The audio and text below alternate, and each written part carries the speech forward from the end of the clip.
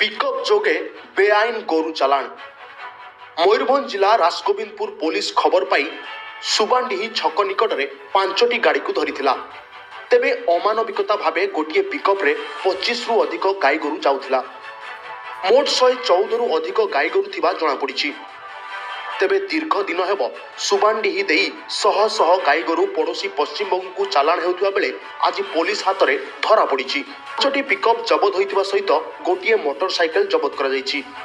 तेबे घटनास्थल ड्राइवर और हेल्पर मिसी 6 जन अटक थिबा बेले 2 जन फेरार हो जाइछन्ति। 6 जन हेउछन्ति शेख आजमेर, शेख इरफान, शेख टूना, शेख सोनाल, मुन्ना खां, जलाउद्दीन। समस्ते बस्ता और रूपसा थाना अंतर्गत बोली जना पड़िछि। तेबे राजगोविंदपुर आईआईसी लोपामुद्रा नायक समस्त गाई गोरुर डाक्तर द्वारा प्राथमिकता चिकित्सा पर बालेश्वर गोशाला को पठा दिवार व्यवस्था करिसन्ति।